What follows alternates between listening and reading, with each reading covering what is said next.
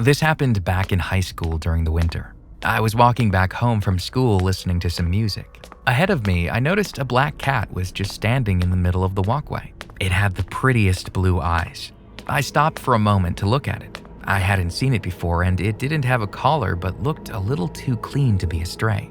I also noticed that the cat had a white spot around its left eye. It was strange that the cat was just outside all by itself. It was snowing heavily, and stray cats in my area would usually hide in local abandoned buildings for warmth. I felt bad for the poor thing, but I knew I couldn't take it home. I eventually started walking away when I heard the cat meowing. It was very loud and almost aggressive. I felt a little unsettled and started walking faster. I figured it was just very hungry and decided that if I saw it the next day, I'd give it some food. I kept walking home, and at a certain point, I was struck with a very uneasy feeling. I took out my earbuds and looked around. That's when I saw a man. He was very tall and skinny, had shaggy hair, and was wearing a black trench coat. I couldn't make out any of his facial features because of the heavy snow. He was just standing there in the middle of the road. Something felt very off, but I continued walking, this time without music, just to be more wary of my surroundings. That's when I heard heavy footsteps, like someone was quickly approaching me. I turned around and saw the man sprinting towards me. I felt horrified and started running away since the guy was a lot taller and probably more athletic than out-of-shape high school me. He caught up to me quickly. I felt my heart beating in my throat. I was horrified that he might get to me at any moment, and who knows what he'd do then. My fears came true when I felt a hand grab me by my shoulder. I tried to shake it off, but the grip was way too strong. When I looked back at him, the first thing I noticed was his eyes. They were a very deep shade of blue. I also saw that he had a white spot around his left eye that looked like it could be from vitiligo. It was exactly like that cat that I had seen earlier. He didn't look homeless. He actually had a very clean face. His expression was just blank. He didn't look angry, happy, sad, nothing. Just empty blue eyes staring at me.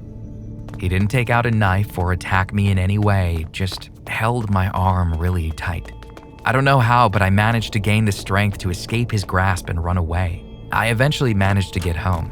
Homeless people and drug addicts walking around the street wasn't an uncommon occurrence where I lived. For some reason, that man was just different. I don't believe in things like mythical creatures, but the similarities were just too uncanny. I don't know if it was a shapeshifter, a skinwalker, or whatever else, but to this day, I firmly believe that what I saw that day wasn't a normal human.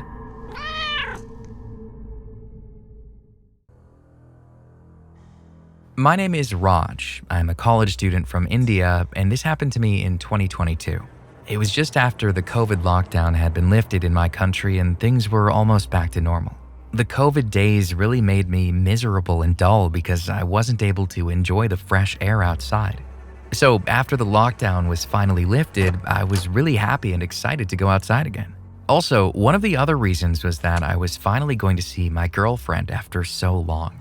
It was a normal afternoon, and my girlfriend and I decided to go for a walk.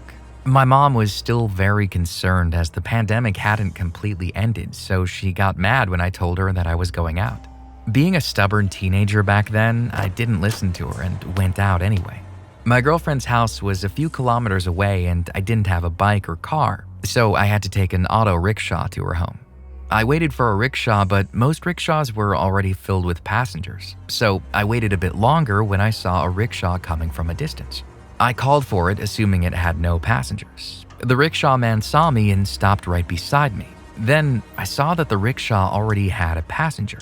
I saw the passenger sitting in the back seat. He was an old man, probably in his late 60s, slightly dark-skinned, and was intently staring at me with wide eyes.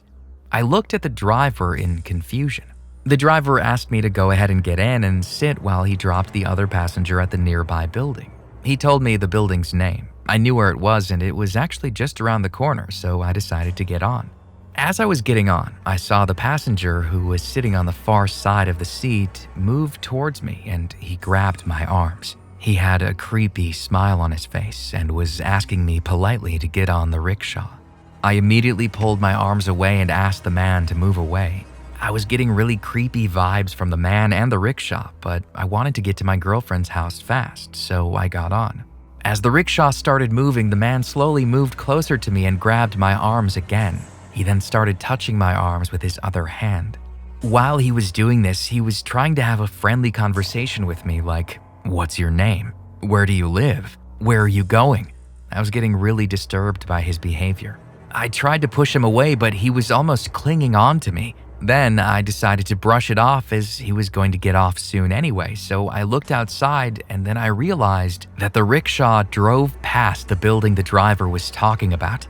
At that moment, I got really scared. Then suddenly, I could feel the man's hand slowly starting to touch my body again. Out of reflex, I pushed the man away and shouted at the driver to stop the rickshaw. He stopped immediately and I got off without even looking back. My heart was beating out of my chest and I couldn't say or do anything besides get away. I stood still for a moment to catch my breath and then I saw the rickshaw drive away. I felt relieved and started to walk back home. A few days later, my father was reading a news article which said that a young boy had been murdered by 2 men in our town. One of them was an auto rickshaw driver and the other one was an escaped prison convict. Hearing the news, I started remembering that moment again. What would have happened to me if I hadn't gotten off the rickshaw when I did? Would I still be alive?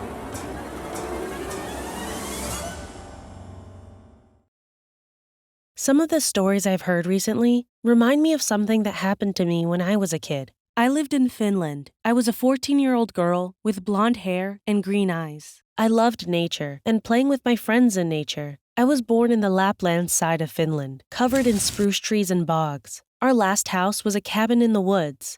We had a 15-minute walk to school, as the small town we lived in was scattered around the forest. I had a few friends, such as my little brother, Ellen, and Miko. It was a beautiful area, although, when it was winter, it was the most beautiful, with snow piling on top of spruce branches and the Eurasian bullfinch singing happily. Everything was normal, all completely normal. Until one Monday morning. I was getting ready to go to school, taking my red backpack with me. I scurried off, leaving my brother home since he was a few years younger, meaning his school would start later. The walk to school would usually be 25 minutes, but because I know a shortcut through the forest, it only took 15 minutes. The forest that I've always passed through has been joked about by people that trolls live there, and childhood stories such as, "The gnomes waiting for Christmas live under tree trunks, go see if you can find a small door," made the trip even more fun.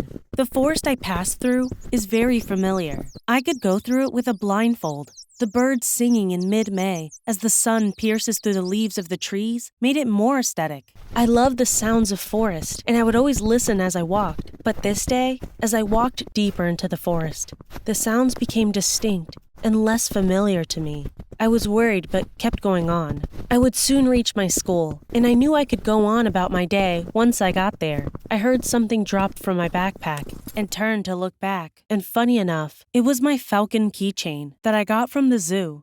I picked it up and turned back around and I wasn't in the same forest anymore. The sounds of the wind, the birds singing, even my footsteps had gone silent. I looked around frantically as I did not recognize where I was. There were no more paths, and if I saw correctly, they were birch trees, which could not possibly be in the area where I lived. I felt as though the sky was reflected upon the earth below me, and the sky was looming over me as though it was angry. I was frightened. At some point, I started running, looking around for landmarks, and a few tears even running down my cheek. I felt as though someone or something was chasing me, but I couldn't see anything. I kept running when my foot tripped over a tree root, and in that moment, all the sounds came back. I looked back, and there was the path I originally started on my trip. I was petrified. I knew what I saw and felt just moments earlier. I stood still for a few moments trying to understand what had happened. I was afraid that if I continued my trip, the same occurrence would repeat, so I took off back home. When I frantically opened the door and ran to hug my mom, she immediately knew something was off. She asked me, worried, why I was not at school and why I was panicking. I told her what had happened, and her face twisted in fear as I described it. But a second later, she looked relieved. She simply sat me down and told me, "You entered the forest blanket." I was afraid and confused. There was an old folk story of this occurrence. It's said that once you step into the forest's blanket, you are in the realm of the trolls. And there, you are an unwelcome guest. People who escape the blanket are considered lucky because if you stay there too long, you'll be chased by the forest people. Those who get chased are souls who never got away, as I did. My face went white. So that was the pressure I felt when I was running, I thought to myself. Needless to say, I could not go through forests for a while. But after a year, I was confident enough to go again, since my grandmother told me that it would not happen again. She told me that the souls of the forest blanket could not bear to see a lucky survivor. They instead would give good luck to me as a trophy for doing something they could not survive. I was a really brave kid. I was not scared of the dark, monsters, or ghosts. In fact, I even really liked listening to scary stories as a kid. I was around the age of 4 or 5 when this incident took place. We are a family of 4. Me, my mom, my dad, and my brother. And we live in an apartment. My brother and I used to share a room as kids, and our room had a balcony where my mom hung out clothes to dry. One night, my mother had gone to take a shower, and my dad and my brother had gone out somewhere.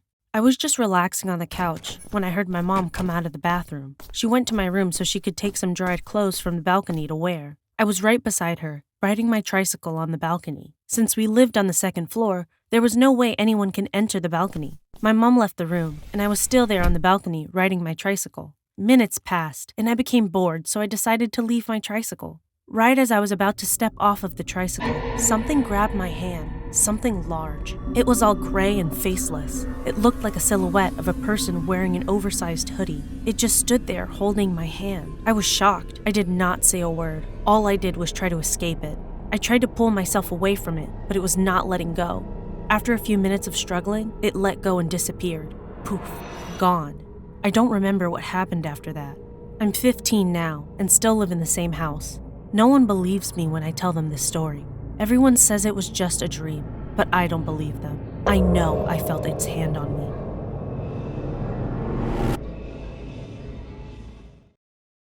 Two years ago, I lived on a crescent road. My suburb was honestly fairly sketchy, and there was crime happening every now and then. Like someone a few houses away from me had been murdered by his brother. But I won't go into that, considering I don't know much of what happened.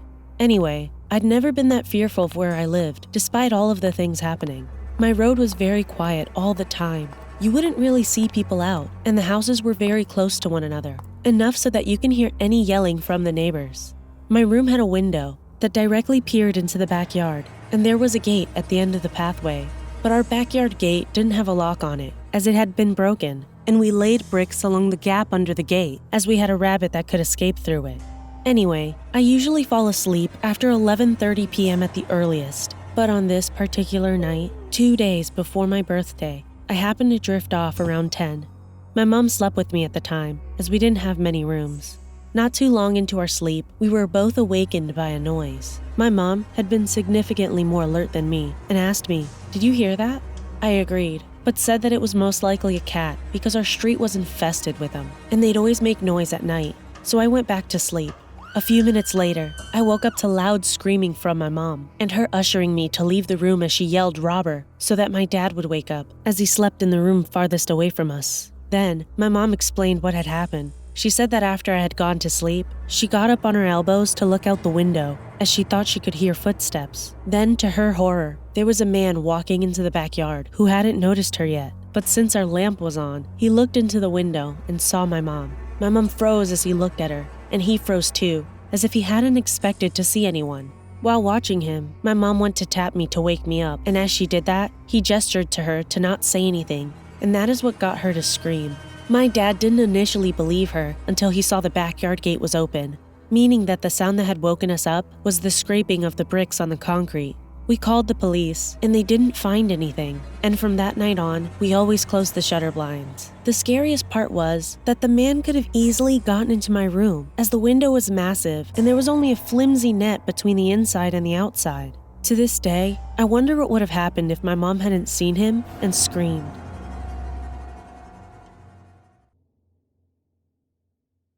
My name is Amogh. This happened to me when I was 10 years old. It was the month of October, and I was on my Dussehra holidays. I had a week's holiday, and we had gone to our hometown. Our village is located in a very rural part of India. The nearest town is 30 minutes away and there is nothing but wilderness in the area. This story is what happened to me on one of the days I was staying in the village. We had a small house in the village, and one evening it was late and there was no milk or curd left for dinner. Our uncle asked me to get the items from the shop nearby. I called my younger brother, who is 1 year younger than me, to come with me to get the items. We cycled our way to the shop and got the milk and curd my uncle asked me to get. We were cycling back to our house, but suddenly I heard a prayer called namaz, which is usually followed by Muslims. The situation weirded me out as namaz is usually done during the evening at around 5, but it was around 8 at night. The other thing was that the mosque was in ruins. Out of curiosity, I, as a big brother, asked my younger brother to accompany me and see what was going on in the mosque. What I saw still shocks me to this day.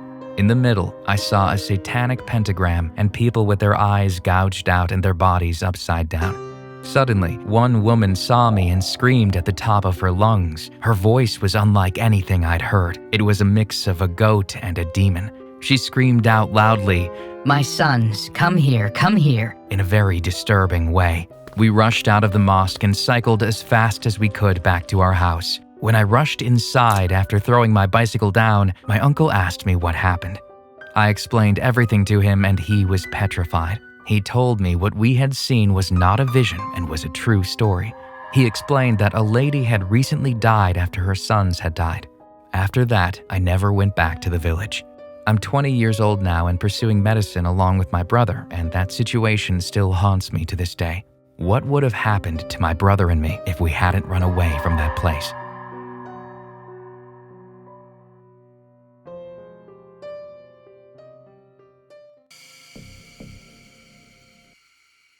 So just to fill you in, this incident happened just a few days ago. I live in a small village in the Balkans, and I am 15 years old, around 5'8" and 60 kilograms. Keep in mind that after 5 p.m., it gets pretty dark here. Now back to the story. A few days ago, my dog was injured. She was bitten by another dog, so I felt the need to go to the church. After I finished school and homework, around 6 p.m., I got ready and left to go to the church. Now, most churches don't allow jeans or pants when you go for prayer. But because I am Orthodox, I try to keep the tradition as much as possible. So I wore a long black skirt, a black shirt, and a carpeton, a vest, over my shoulders and boots.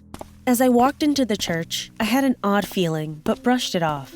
When I was outside of the church, I saw a guy who looked to be around his mid-40s. He was wearing a black hoodie and holding a red flower, probably a rose. He was moving in such a way that I thought he was dancing. He started smelling the rose and looking at the sky. I felt kind of creeped out at the moment, but I just thought that he was drunk or something like that.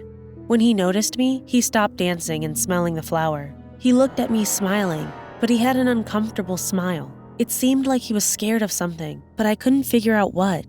As I finished my prayer and was leaving the church, I saw him trying to harm a girl, and as he was wrestling with her, he broke her arm. I ran up to him and punched him, and he immediately started crying and begging me not to hurt him. I punched him one more time, and he fainted. I called the police and the ambulance, and once they arrived, they arrested the man. The next day, I learned from my grandma that the girl was going home after her final test for her English private lessons. I was stunned, but also confused about why he didn't harm me because he saw me first. Why didn't he attack me? I couldn't sleep that night, so I promised myself to go to the church again the next day to pray for that girl. When I woke up, I saw a grandma inside my house talking with my mother. As usual, I greeted her and smiled at her, but she got down on her knees and she told me that she saw me at the church the other day. She told me that I had white wings on my back and my eyes had become white as I was punching this guy. I was stunned. I couldn't speak. I didn't know what to say. After the incident, I went to the priest and he told me that I had a spirit following me and protecting me. I just wonder what would have happened if that thing hadn't protected me.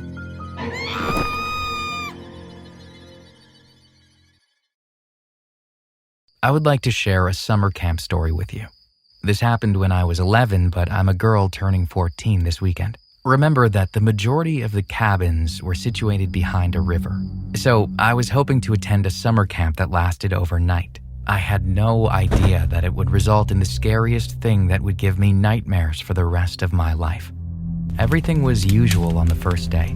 We lit a fire and danced around it. Even though it was too bright to start a fire, I had a great time. After the fire, all of the cabin members gathered for a cabin hangout that lasted until approximately 11 o'clock at night. The cabin leaders remained in the middle of the area, seated on a small park bench. We sang and danced around, having a great time. After the cabin hangout, the CLs, cabin leaders, retired to bed, and I immediately followed suit. It should be noted that due to their age, the cottages lacked insulation, plasterboard, and electricity. I was up quite late. Although I didn't know the exact hour, it was probably between 1 and 12. The scene I witnessed through the window between the two bunk beds there will haunt me for the rest of my life. There was a black figure. I kept looking out the window at the figure, trying to figure out what it was. After a while, I concluded that it was one of the boys from the other cabins playing a prank on us, so I ignored it and went to sleep. Up until Thursday night, everything was how it should be. I was just lying on my bed when one of the kids started having breathing difficulties. I think she was around 10 or 9. We'll refer to her as Demi. To get her to the nurse's cabin, we needed 2 CLs, which still seemed odd to me. A previous visitor, a girl, mentioned that Thursday night was when something happened every year she had been here. Although it's off topic, we have a buddy system where you have to have a buddy with you anywhere you go, away from the present activity. A girl had to use the loo and dragged another female with her. Once they were gone, I got up to watch the CLs conversing from the window beside my bed. About 2 minutes later, I watched the girls dash to the cabin at top speed. Not even did they remove their shoes before bursting and slamming the door. When I approached the girls and asked them why they had run in so quickly, they yelled in fear, "We saw something by the river." I asked one of the scared girls to accompany me since I was inquisitive and wanted to see for myself. I'll refer to her as Sam. We lied to the CLs that I had to urinate. I hurried over to use the loo, and then we walked slowly back, looking down at the river, till Sam bolted forward, leaving me behind. Perplexed, I turned to see where she was focusing. There was a black figure that I noticed motionless. When we had gone a sufficient distance, we paused to catch our breath, and I asked her, "The eerie ghost?" "Way before this place was a camp," she added, glancing at me. "Someone had lost their life in the water." In a hurry, I started to walk back while Sam leaned over my shoulder to accompany me. I had trouble sleeping that night, and I also had trouble getting to Friday.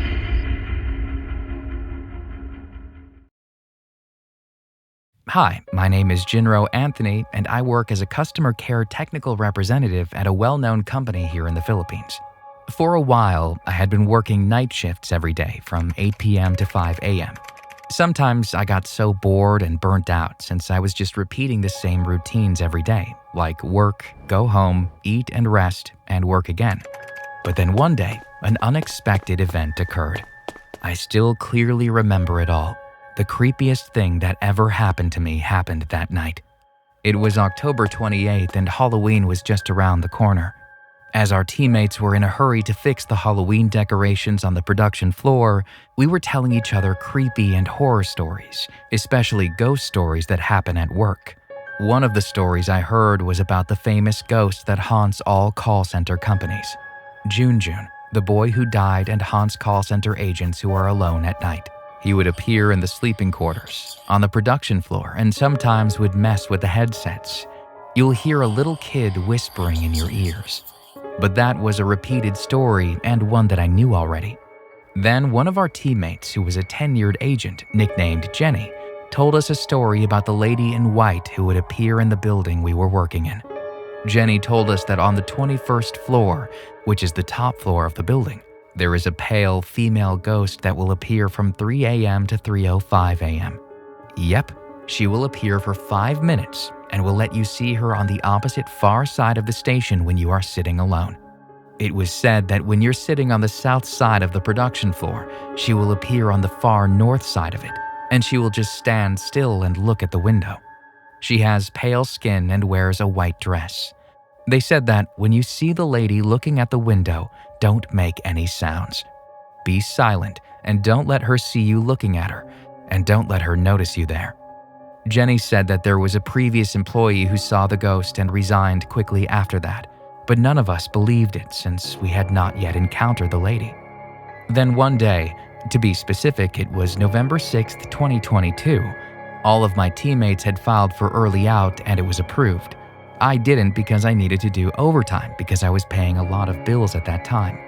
I couldn't chill for even a moment or relax. Our hours that day were from 8 p.m. to 5 a.m., but all my teammates left at 1 a.m. and I was left alone. It was actually Sunday, and since most employees are off on weekends, my teammates and I were the only people in the entire building. At exactly 2 a.m., I remembered the story that Jenny told me. I thought to myself, what a great story. I don't actually believe in ghosts or stuff like that, but I was actually fascinated by it. And in fact, I've been watching horror movies, series, and mysteries on Netflix and YouTube. 3 a.m. It was my lunchtime from 3 a.m. to 4 a.m. I went outside our 18th production floor and went to the free coffee vending machine outside. I refilled my water bottle, then drank from it and ate my steamed dumplings. It was getting very cold, so I put on my black hooded jacket. Then, while eating alone in the kitchen area, I thought of going to the 21st floor alone to check if the story about the pale ghost was real. So I went up to the 21st floor and sat on the south side of the production floor. I sat on a nearby chair and waited for the lady. It was cold and quiet, so I pulled the jacket hood over my head and put in my headphones to listen to music. It was 3:50, so I only had 10 minutes left on my lunch break. I decided to wait for a little bit longer, and then at exactly 3:55, I was scrolling on Facebook, listening to one of Eminem's songs. He was my favorite rapper, by the way. And as I was scrolling, my screen froze and there was static in my AirPods.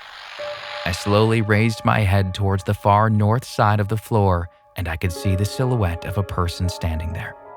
I couldn't see the person clearly, but I was shocked to find out or to realize that I was not alone. But I thought I couldn't be, as it was a Sunday when no one worked.